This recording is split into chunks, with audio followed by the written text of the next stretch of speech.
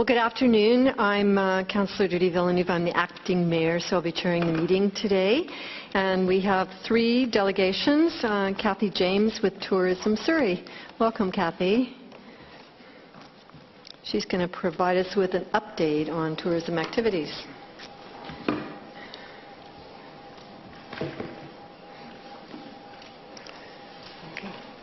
All right. Good afternoon, Madam Mayor and Council.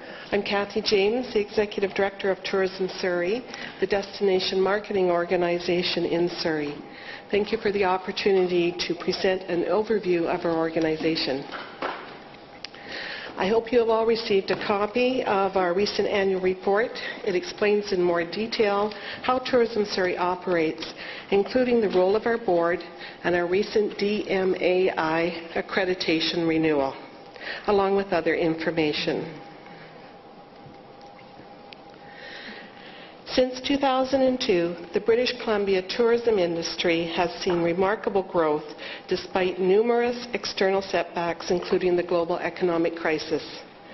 Tourism is our third largest industry, contributing $7.1 billion to BC's GDP in 2012, and $16 billion as an export-ready sector. Across Canada, employment directly related to tourism numbers over 618,000.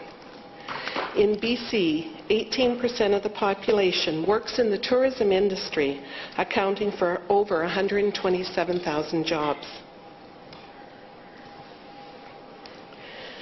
The role of destination marketing organizations has changed considerably over the last several years.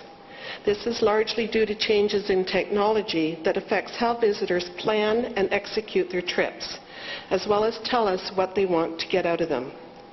Travelers are looking for experiential activities and unique products, all while using their smartphones and mobile devices. More than 83% of travelers make their plans prior to arriving in the destination. DMOs are no longer sales managers that fill vacant rooms or product offerings, nor are we destination information counselors. DMOs are expanding their traditional roles of sales and marketing and entering into destination development and brand management for both the leisure and the group sales markets. DMOs are playing a role in being stewards of the destination's product and services, telling stories of history, folklore, personalities, and the magic of the community. Today, destination storytelling is about activating an ongoing marketplace conversation with content and perspective, rather than trying to control it and broadcast it. Tourism Surrey's goal is to build a strong network of resources, be the corporate hub for our stakeholders, industry and visitors, and have a positive economic impact on local businesses. With this in mind, we are currently focusing on two high-level campaigns, a business-facing campaign called True Community and a consumer campaign, True Surrey. True Community is a program designed specifically for our tourism stakeholders and is a community of actively engaged Surrey businesses. True Community equips our partners with the tools they need to grow and feel supported so that they can become an active, proud, and an empowered part of Tourism Surrey. By connecting this network of like-minded people and businesses, we can provide marketing resources and business support. True Surrey is our flagship brand under which all the other programs will fall. True Surrey is a grassroots movement which serves as a platform to connect the people in the community and give them a voice through the True Surrey brand. The True Surrey blog highlights local stories, authentic experiences, and champions in our community, and it populates our platforms with genuine and relevant content. We invite and encourage residents and supporters in Surrey to join the conversation as a participant. We want to empower them to become true Surrey ambassadors, and we want to share their stories. After extensive research, we have identified 3 areas with market-ready product: Sport Surrey, our Sport Surrey hosting program; Food with Thought, a farm-to-table culinary campaign; and Golf Surrey, a consortium of golf partners. Sport Surrey is a partnership between Tourism Surrey and the City of Surrey. I am proud to say that we were recently selected as one of 3 finalists for the Canadian Sport Tourism Alliance's Prestige Award, in particular, Sport Tourism Organization of the Year. Although Sport Surrey was not successful in winning this year, it did increase our profile to national sports organizations about our hosting capabilities and facilities. Sport Surrey provides organizers with assistance to ensure every event held in Surrey is a success. Through grant applications and the initial bid process, to ensuring adequate accommodation and facilities, to the final preparation of STEAM reports, we help every step of the way. Tomorrow night we will be hosting our 2nd annual PSO workshop. This is a unique event that brings city staff, sport tourism staff, and provincial sport organizations together to discuss hosting opportunities, facility development, and to build relationships between all the stakeholders and foster a stronger sport hosting community. Food with Thought is a campaign we launched in 2014 aimed at strengthening our culinary community by introducing locals and visitors to our burgeoning culinary scene. We have a very unique food scene in Surrey. Nowhere else can you find urban culture and rural farmland with its connection to nature and healthy living. Food with Thought is obviously about food, but more importantly, it's the stories about the people behind the food and their passion. We tell their stories through videos, blogs, and our new Food with Thought magazine. In 2015, we are ramping up this program with engaging stories and a digital marketing promotion. We have also recently created an alliance with other DMOs in Metro Vancouver to promote culinary tourism on a much larger scale.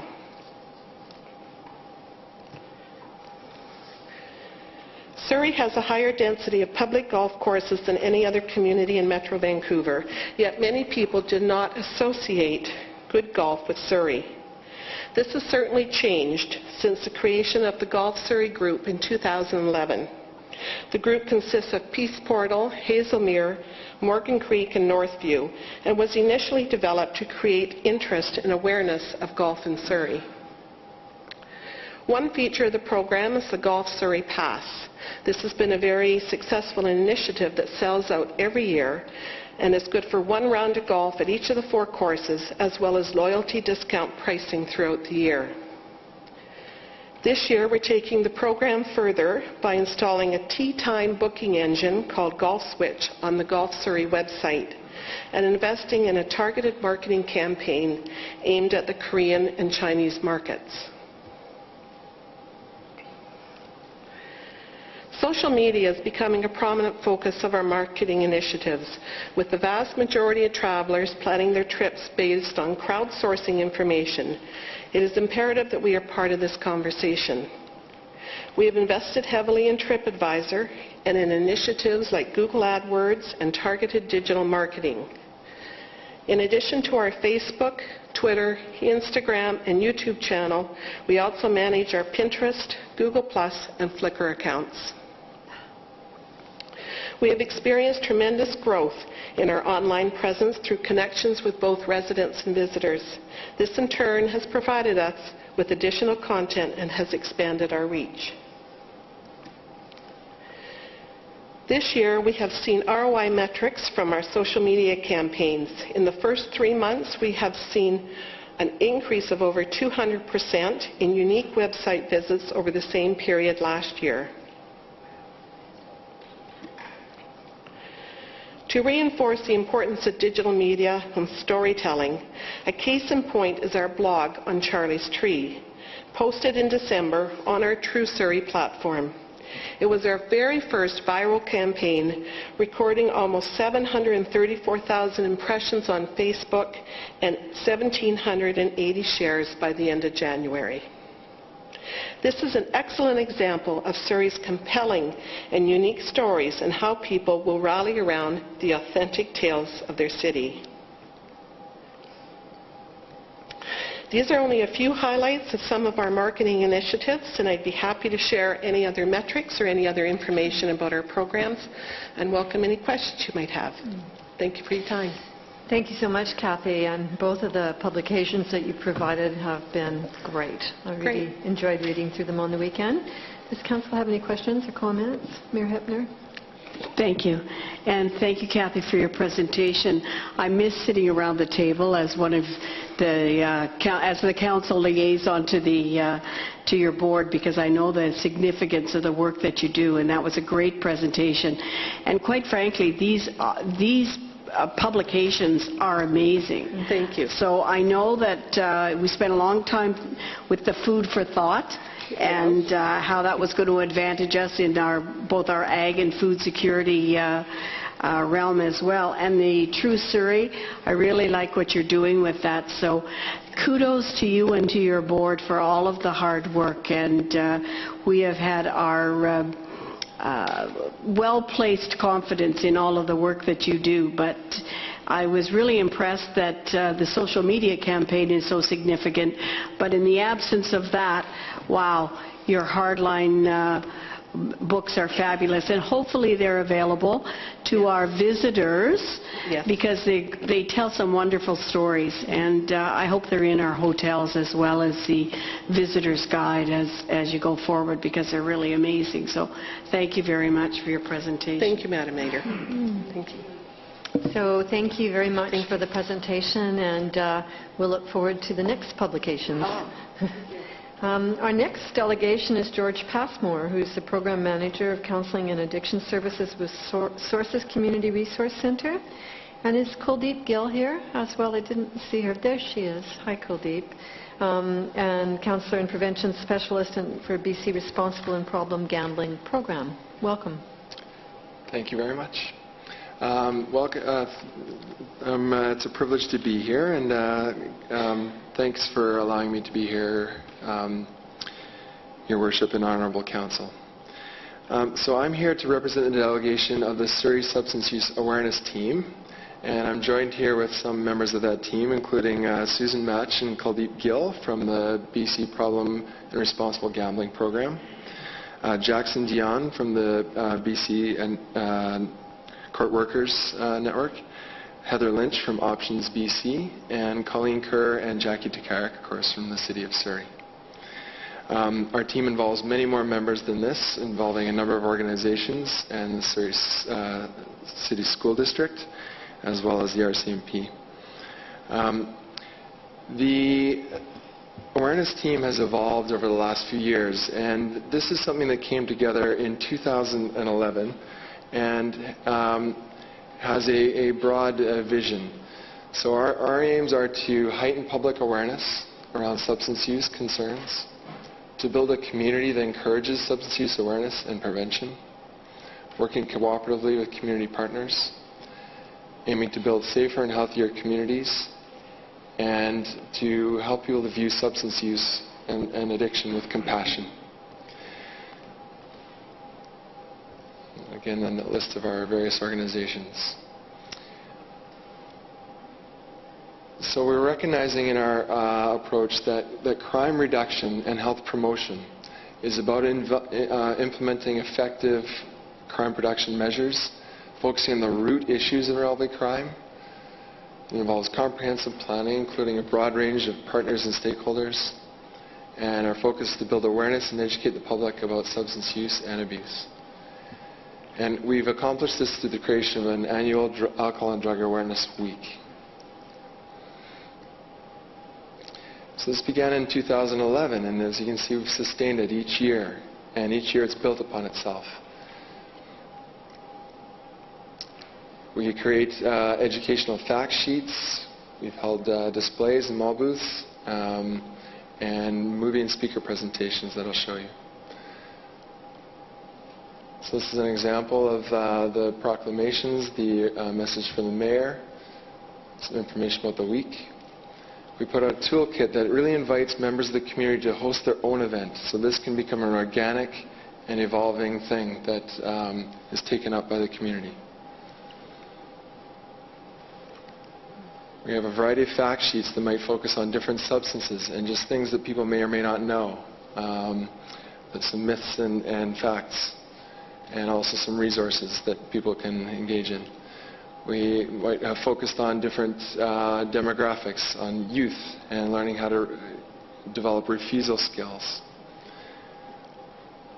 Other target populations like older adults and the particular risks that can be associated with that age group around prescription drugs and alcohol. Of course, targeting parents, prescription medications, process addictions that are more behavioral in nature, such as gaming, technology addiction, gambling, exercise, etc. And in the years that followed, we focused on other trends such as substance use and body image and how those can be risks. Steroids, weight loss pills, etc.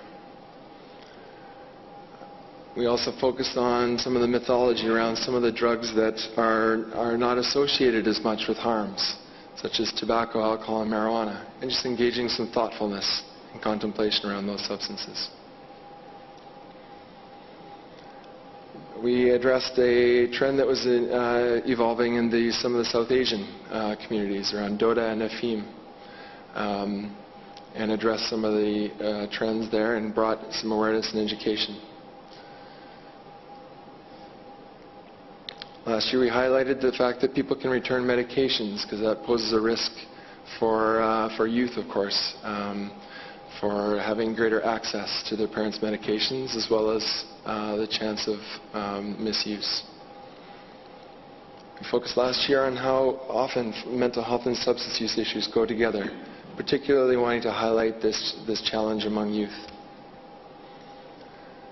And just some highlights of some of the other events we've done in the years past. So at Kwantlen we had a large resource fair, engaged a lot of people, involving a number of organizations. We've had movie and speaker presentations. So we had my agency Sources, Community Resource Society, we had produced a video called Bad Medicine, Kharab Daru in Punjabi, around some of the challenges around alcohol and the mythology in that community. That was our speaker, Jazz Sandhu. We had Candace Platter come and speak to family members who are often affected by substance use of a loved one, and ways of, feeling normalized that it affects many people, and not to carry shame or stigma, and to be able to reach out for help and ways of taking care of oneself.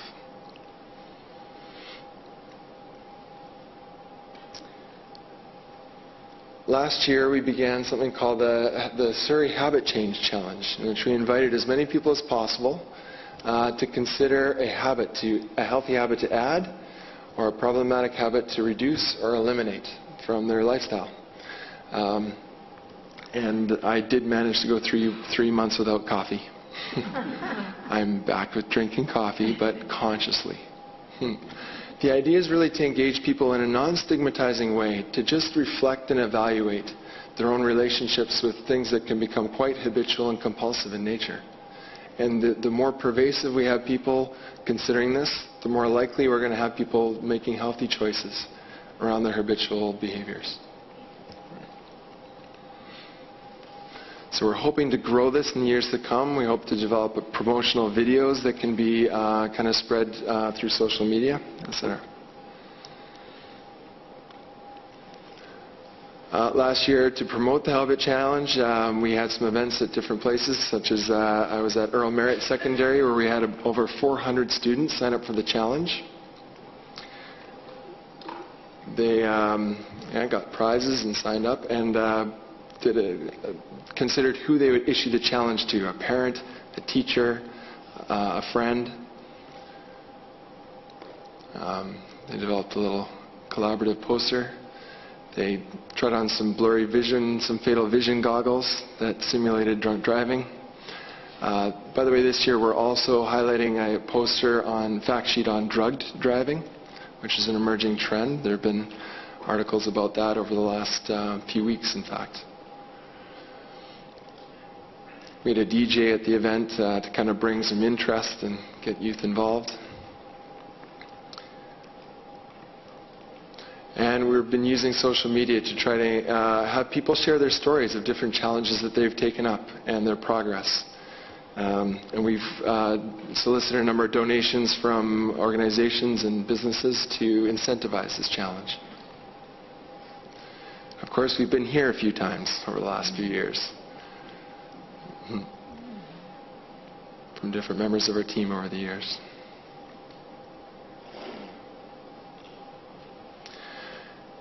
And I think going forward, I think it's important for us to reflect that substance use, problematic substance use and addiction remains one of the largest burdens on our healthcare system, on our law enforcement, and on the social fabric of our communities. And that approaching this challenge really requires that the combined force of evidence-based prevention approaches that focus in the schools and the community, early intervention services, outreach, counseling, residential services. We've got a phenomenal campus of care on 94A Avenue here, involving Creekside, the Surrey Substance Use Services, Sobering Assessment Center, Phoenix, self-help groups, and enlightened social policy at all levels of government. But I think it also requires more than that. It really requires that we invite society, a society whose members engage with one another in a way that supports healthy balance, resilience, connection, and avoids judgment, marginalization, and social distance towards those who struggle with substance use. It's important that problematic substance use and addiction is viewed through a human lens, as addiction looks so very much on the outside like a choice. This year, for example, we are going to be showing a video that we produced in Surrey, and I co-produced in partnership with Fraser Health, that shines an appreciative lens on the times when first responders, so RCMP, firefighters, paramedics, Surrey Memorial Emergency, when their ways of being with people who struggle with substance use can really result in engagement and coming closer to services rather than further distancing people. So we're going to have a screening in this venue here on May 29th, and we're inviting as many first responders as possible from Surrey to participate. I would also add that it's a city in which its residents are encouraged to self-reflect with humility about the more habitual compulsive parts of life and to teach awareness skills, and that becomes a city that has social wellness, reduced crime, and improved health. Some other events that we are also planning for this year, we've got some booths planned for the White Rock Farmers Market, for Central City Mall. We had over 250 interactions last year. It's very good response to that event. And also we've got the Native Court Workers Association's got a Mamuk festival on May 30th this year. So I encourage you to take a look at the other material that Jackie Tukarik has provided you with, and Colleen Kerr. And if you have any questions, I'm willing to receive them. Thank you very kindly. Thank you so much for your reflective presentation. Appreciate that. Are there any questions by council? No, we're on. Mary Hepner. Thank you, Madam Chair. It's on the agenda for this evening as well under a corporate report. So thank you for your presentation this afternoon. We'll also be receiving it in a more public forum this evening. Thank you. Okay, thank you very much. Thank you very much, and thanks to everyone involved. It's a really great program on a very important issue in our city. So we appreciate your efforts. We're now to our third delegation, and it's Craig Richmond, who's the President and CEO, and Anne-Marie, Vice President, Marketing and Communications with the Vancouver Airport Authority. So welcome to Surrey. Well, good afternoon, Mayor and Council. Very pleased to be here today, making my second appearance before Council as the President and CEO of Vancouver Airport Authority, a role I began in July of 2013. Before I get started, I'd like to congratulate you on your strong victory in 2014. And Mayor Hepner, your forward-looking vision resonated with the community, obviously, and as I will demonstrate shortly, I think it matches up with our strategic vision at YVR as well. I'm here today to provide you with an overview of YVR and discuss opportunities to work together. To do this, I'll highlight YVR's activities in the last year, cover some key developments that are of interest to Surrey, and I will then be happy, of course, to take questions, looking forward to an engaging conversation. Every year we provide an update on YVR to our community partners. After all, as a community-based, not-for-profit organization, we are accountable to you. We have no shareholders, we receive no government funding, and we reinvest every nickel we make to keep up with the demands of our communities they have for new routes and services. Our board is comprised of 14 directors nominated by community entities, including Metro Vancouver, plus several professional associations. Like YVR, Surrey is a transportation hub situated at the crossroads of the Pacific Rim, Greater Vancouver in the USA. As BC's second largest city, Surrey plays a significant role in connecting our province to Canada. And as Canada's second busiest airport, YVR is a key gateway hub and a connecting point between Surrey and the world. We share many things in common, including our most important resource, people. About 15% of Sea Island's 24,000 employees are from Surrey. Sea Island, of course, where the airport resides. These people embody the values that have led to worldwide recognition of both Surrey and YVR. In the last year, Surrey has been recognized as one of the world's most intelligent communities and received its 17th consecutive award for financial accountability and gained recognition for sustainability initiatives, and I congratulate you. We've also been on a winning streak, having recently received the annual Skytrax Award as the best airport in North America for an unprecedented 6 years in a row, as voted by more than 13 million passengers worldwide. Indeed, the last year has been very positive for YVR. We've seen continued work on our terminal projects that will sustain future growth and provide exceptional services for our customers. For instance, in January, we opened the AB Connector, a new upgrade and expansion to our old domestic terminal building. This connector includes gate improvements, a new baggage system, and a selection of new retail and service options, and it's the first major project completed as part of our $1.8 billion gateway strategy that aims to keep YVR competitive and connected. We also continue to work on our expedited transfer facilities project, which includes baggage and terminal upgrades that will reduce connecting times for passengers and make YVR more attractive to airlines. To further ease the transit experience, we've continued promoting our Border Express kiosks. We developed this technology to reduce wait times in both Canadian and U.S. immigration and customs at YVR. Software was from ourselves in Richmond. The kiosks themselves built here in Surrey. And these kiosks can be used by U.S. and Canadian passport holders and travelers from 38 visa waiver countries. Since 2013, we've sold more than 550 of these kiosks to 21 North American and international airports and helped more than 20 million passengers quickly clear their borders. Speaking of speed, perhaps you've seen the rapid construction of our new designer outlet center near the airport. You can see a representation here. Like Surrey City Centre, it's on a rapid transit route, and this shopping destination will create 600 new jobs when it opens in late spring, and eventually leading to 1,000 jobs.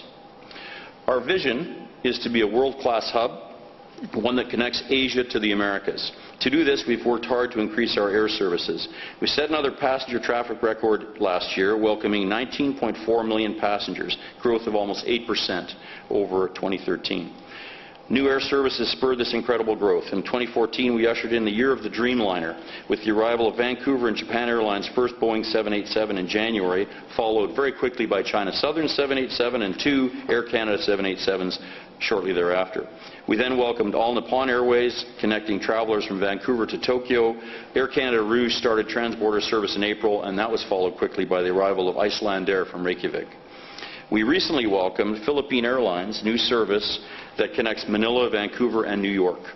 This was followed by China Eastern's announcement of Kunming to YVR service starting June 26th, making Vancouver the first direct North American link with this key gateway city and renowned tourism destination in China. Just a couple of weeks ago, on March 29th, we welcomed Air France's new direct service between Vancouver and Paris, the most requested destination from Lower Mainland residents over the past 20 years, according to all of our surveys. This exciting new service opens up major connections in China, India, and the Middle East through Air France and KLM service out of Paris. Starting in May, Air Canada Rouge will offer daily flights to Osaka, and Qantas has announced select flights between Vancouver and Sydney in the busy winter and summer months. And Air New Zealand will now offer daily service between Vancouver and Auckland from mid-December to late January. The economic impact of these new air services and our ongoing projects is huge. For instance, every international flight, 7-day-a-week flight to YVR generates the equivalent of 150 to 200 direct jobs. And these passengers take taxis, rent cars, or hop on the SkyTrain. They eat at restaurants in Surrey, book hotel rooms, visit attractions and shops. They may shop in the Guildford Town Centre or play golf at Northview. Very powerful part of the local economy. We're expecting over 20 million passengers this year, and our 5-year goal is 25 million passengers by 2020. Yes, it's very ambitious. And why have we set such an ambitious target? Because these 5 million extra passengers would result in 5,000 to 7,000 new jobs in BC and up to $500 million in additional GDP to the BC economy. And that's really what our business is. Our business is to create business and jobs. Growing air service means we can also welcome more international students looking to study at education centres like Kwantlen and SFU. We work with businesses to provide markets with fresh products. We see strong growth opportunities in the Asia-Pacific region for perishables, including Surrey-grown blueberries. To capitalize on this strength, we've set up a new company to redevelop and manage the facilities of the airport's cargo village. We're also working with industry to meet their service and facility needs, and we're working with Canada Customs on cargo pre-clearance. While we aim for growth, we're also committed to serving our communities. In 2014, we donated over $920,000 to local not-for-profit organizations, charities, and sponsorships, and led a diverse range of community engagement programs. This past year was great for us to be part of the Surrey Fusion Festival, sponsoring the Cultural Pavilion. We look forward to this year's festival and continue to work with Surrey organizations.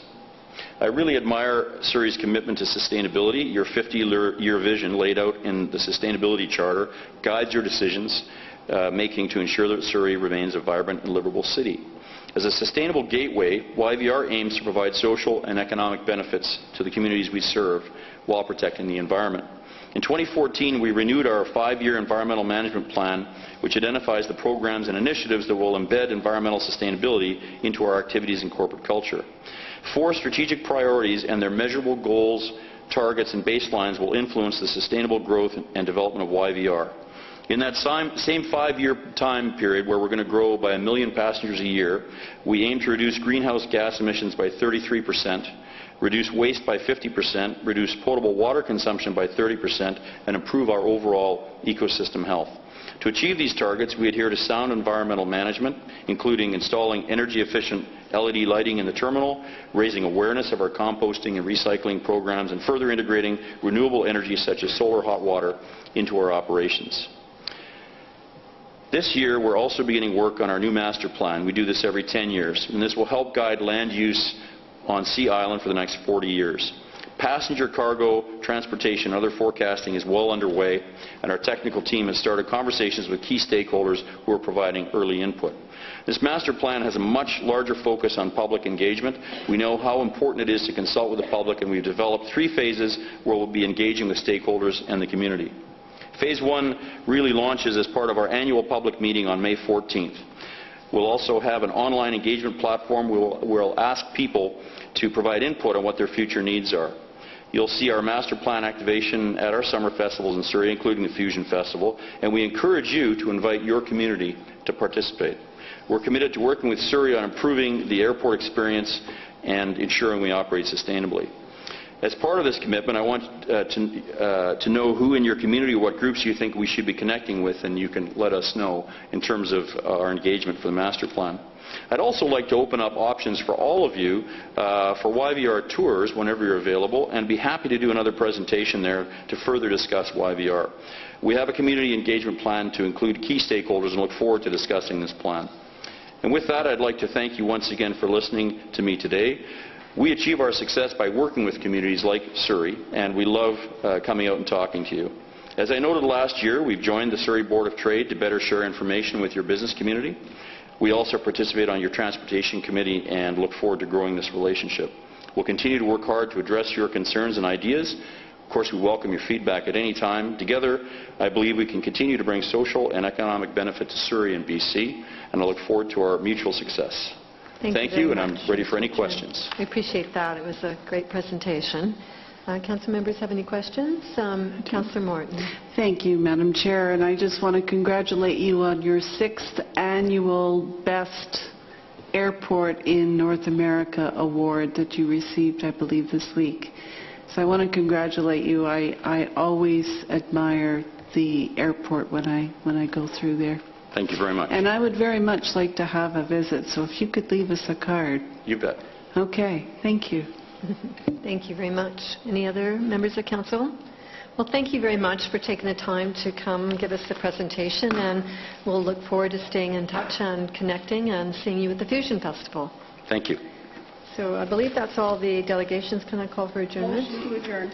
Seconder. All those in favor? Opposed? Carried.